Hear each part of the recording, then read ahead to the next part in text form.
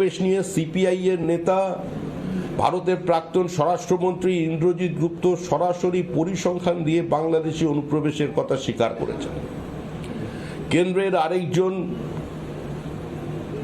গৃহরাজ্যমন্ত্রী শ্রী জয়সওয়াল তিনি on the পার্লামেন্টের ফ্লোরে দাঁড়িয়ে তিনি অনুপ্রবেশের সংখ্যা নিয়ে কথা বলেছেন এবং সর্বোপরি আমাদের মুখ্যমন্ত্রী শ্রীমতী মমতা বন্দ্যোপাধ্যায় 2005 সালের অগস্ট মাসে এক গুচ্ছ কাগজ স্পিকারের টেবিলে ছুঁড়ে দিয়ে বলেন যে পশ্চিমবঙ্গে সিপিআইএম বাংলাদেশি অনুপ্রবেশকারীদের ভোটার তালিকায় নাম ঢুকিয়েছে, সর্বনাশ করছে দেশের, চোখের জল ফেলে তিনি প্রতিবাদ করে পার্লামেন্ট থেকে বেরিয়ে আসেন, বলেছিলেন আর কোনোদিন ঢুকবো না। সেটা এখনো দৃশ্যমানতায় আছে, মানে সংবাদ মাধ্যমের কল্যাণে। কিন্তু আমরা আজকে কোথায় পৌঁছলাম? আজকে বিভিন্ন জায়গায় 4 জায়গায় অগ্নিসংযোগের ঘটনা ঘটেছে, 12টি রাজ্যে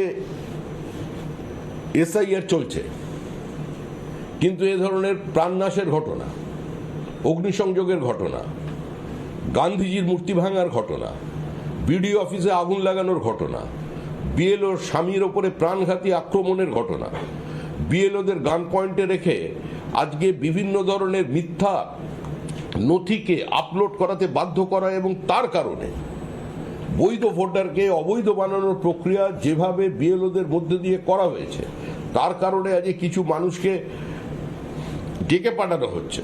এই শুনানিগুলোর কোনো প্রয়োজন ছিল না, এই হিয়ারিং এর কোনো প্রয়োজন ছিল না। এগুলো হচ্ছে কারণ তৃণমূল কংগ্রেসের এই আগ্রাসনী নীতির কারণে এবং কার্যত গোটা সাংবিধানিক প্রক্রিয়াকে ধ্বংস করে দেওয়ার কারণে। এই সরকারের এই মুহূর্তে পশ্চিমবঙ্গের ক্ষমতায় টিকে থাকার কোনো নৈতিক কিংবা রাজনৈতিক অধিকার নেই। যারা দীর্ঘদিন ধরে এ ধরনের বিবৃতি দিচ্ছিলেন, মুখ্যমন্ত্রী সরাসরি বলছেন, কাউকে বলছেন বেঁধে রাখতে বলেছেন, তিনি বলেছেন, তার দলের নেতারা তার থেকে প্রশ্রয় পেয়ে বা তার অনুপ্রেরণায় অনুপ্রাণিত হয়ে বলছেন যে বিজেপিকে বা কোনো কর্মীদের মাটিতে পুঁতে ফেলবো। এই পুঁতার শক্তি কার কত আছে সেটা তো কয়েক মাস পরে বোঝা যাবে, কিন্তু যারা আজকে পুঁতে ফেলবো বলছেন, আপনারা 8:30টার পরে একটু রাত্রে অফিসে আসবেন, এই দপ্তরের গেটের বাইরে তাদের দেখা যাবে।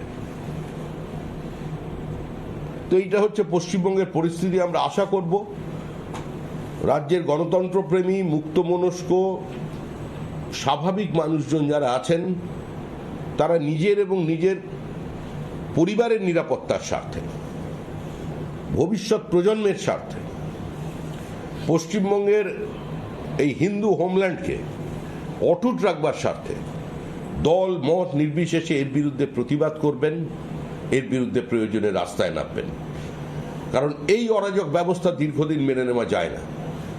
রাজ্য রাজনৈতিকভাবে আত্মহত্যা করতে চাইছে কিনা আমাদের জানা নেই, কিন্তু সংবিধানের যারা রক্ষাকর্তা, যারা কাস্টোডিয়ান আছেন, এটা মানুষের কথা, তাদের কিন্তু চিন্তা ভাবনা করার সময় এসেছে। আমাদের অবস্থান অত্যন্ত স্পষ্ট, আমরা প্রতিনিয়ত বলে চলেছি যে তৃণমূল কংগ্রেসের এই আগ্রাসন, তৃণমূল কংগ্রেসের এই প্রাণঘাতী হামলার প্রচেষ্টা সর্বব্যাপী একটা আতঙ্ক, ভয়ের বাতাবরণ তৈরি করে, যেটা নির্বাচন আগে করে থাকে সেটা এই এসআইআর প্রক্রিয়ায় শুরু করেছে। বিভিন্ন জায়গায় এই আক্রমণের মুখ্যমন্ত্রী নিজে নেতৃত্ব দিচ্ছেন মাঠে নেমে। যখন এটা শুরু হয়েছে, আজকে এই প্রক্রিয়া থেকে আমাদের বেরিয়ে আসতে হবে এবং মানুষকে সংঘবদ্ধভাবে এর প্রতিবাদ করতে হবে।